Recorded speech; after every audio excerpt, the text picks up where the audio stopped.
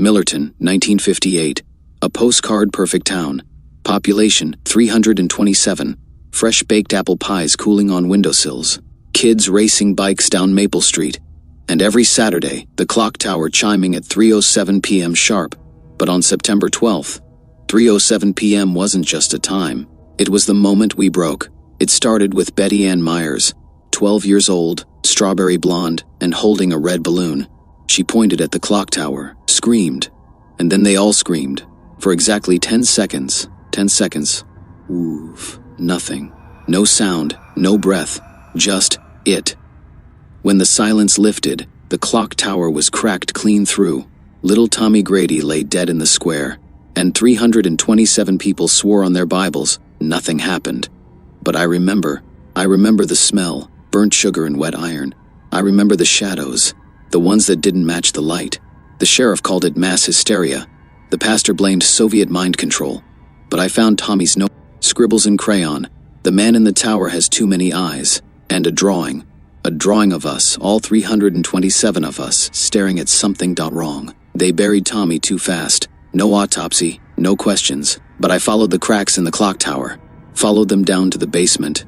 And what I found there, it's still there. Old photos. Newspaper clippings from 1923. Same date. Same time. Millerton mass hysteria, 10 missing. Now the clocks are stopping again. Last night my watch froze at 3:07. And this morning I found a note under my door. A child's handwriting. Don't tell, but I'm telling you, because if I disappear next, you need to know. The fall festival was Millerton's pride. September 12th, 1958. A sky so blue it hurt your eyes. Cotton candy spun into pink clouds, ribbons on prize pigs, and the smell of apple pies. Real pies, not the frozen kind. Kids laughed, parents gossiped, and the clock tower. Well, it watched, always watching. I remember Betty Ann Myers, 12 years old, hair in pigtails, clutching a blue ribbon for her lemon meringue. She skipped past the Ferris wheel, humming, "Que sera sera." Then she froze, stared at the clock tower, and screamed, a scream that didn't sound human. At first we laughed. Kids! Old man Grady shrugged, but then Mrs. Henderson dropped her pie. Mr. Carter's glasses cracked clean through, and the sound, like 1,000 windows shattering, ripped through the square. For 10 seconds, the world stopped. 10 seconds, no breath, no heartbeat, just it.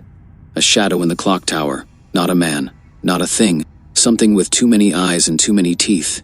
And the smell, oh God, the smell. Burnt hair and rotting roses.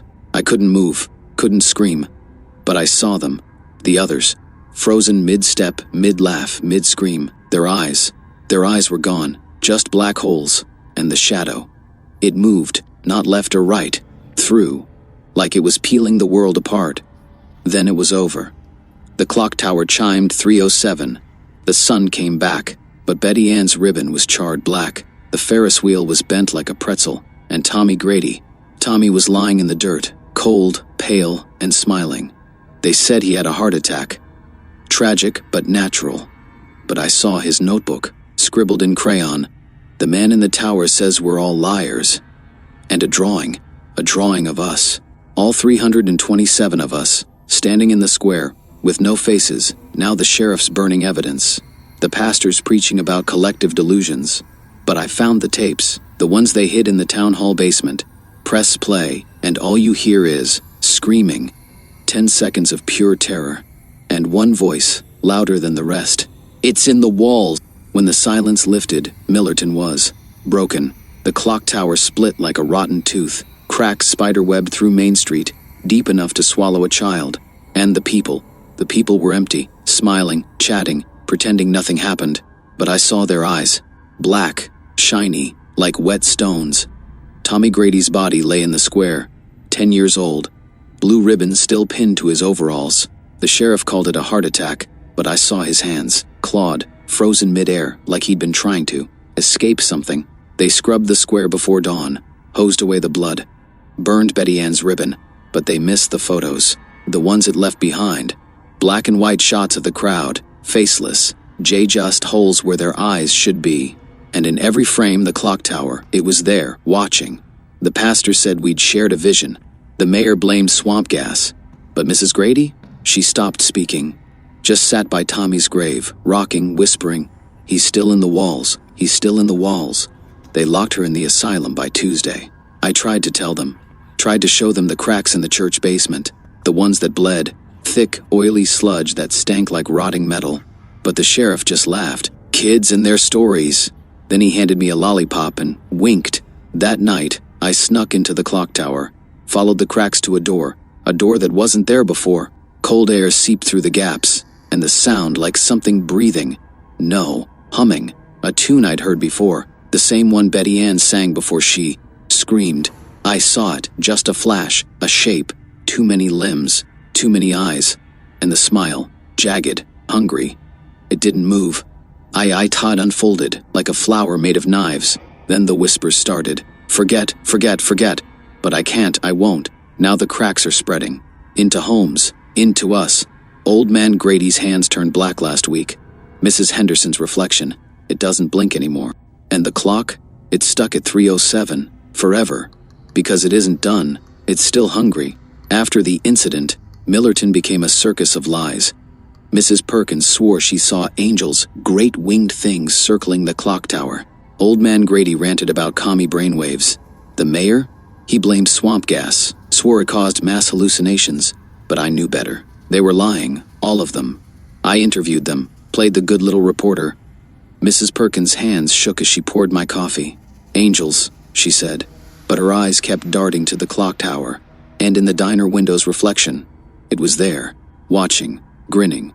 Old man Grady cornered me at the bar. The Reds did this, he hissed. Saw him skulking round the graveyard. But his breath reeked of whiskey and rot, like his insides were decaying. And his shadow? It didn't match. Too tall, too many arms. The sheriff's story was the best. Kid's prank. He grinned. Firecrackers and hysteria. But his uniform was stained with something black, oily. And his voice, wrong. Like two people talking at once. Nothing to see here, he said. So I stole his tape recorder. The tapes were hidden under his desk. Labeled evidence, destroy. I pressed play, static. Then screaming, not fear, not pain, something worse. Hunger. 10 seconds of raw, primal terror. And his voice, his real voice, shrieking, I tease in the walls! I tease in the walls! That's when I noticed the cracks. Not just in the streets, in them. Mrs. Perkins' neck split open when she laughed. Grady's teeth fell out mid-rant. And the sheriff? His reflection in the diner window. It wasn't him. Too many eyes, too many smiles. I tried to leave, packed my bags, but the roads curved back, like the town was folding in on itself. And the whispers followed, from manholes, from radiators. Stay, stay, stay. Last night I found a note in my typewriter. Tell the truth and die. They're not human anymore. The pastor preaches with black tears. The baker's pies squirm. And the clock tower, it's growing, spreading veins under the streets. But the worst part, I'm starting to forget, to see it as angels or commies. So listen close. I was 9 when I drew it for the first time. Crayon on construction paper, a shadow with too many eyes, a smile like shattered glass. Mom called it nightmares. Dad said I'd outgrow it, but I kept drawing. Every birthday, every sleepless night. It never changed, and neither did the words, he's watching. After the festival, I burned them all. Every drawing, every nightmare. But last week, I found this. Tommy Grady's notebook. Hidden under his bed, the same shadow, the same eyes, the same words, scribbled in red crayon. The man in the tower says we're liars. And a date, September 12th, 1958. The day he died, the day it started. I compared our drawings. His lines were shaky, desperate. Mine? Precise. Like it was guiding my hand. But the eyes were identical. Dozens of them, swirling, hungry. And in the corner of every page, the clock tower. Cracked, bleeding, alive. Tommy drew me too, in the square, at 3:07 p.m., my face, missing. Just a blank oval, and behind me, it, taller, closer. One clawed hand on my shoulder, the other pointing at the tower, like it was teaching us, training us to. See, I showed Mom. She screamed. Not at the drawings, at me. Why are you doing this? She threw the notebook into the fireplace, but the pages wouldn't burn, just melted. Black sludge dripping into the flames.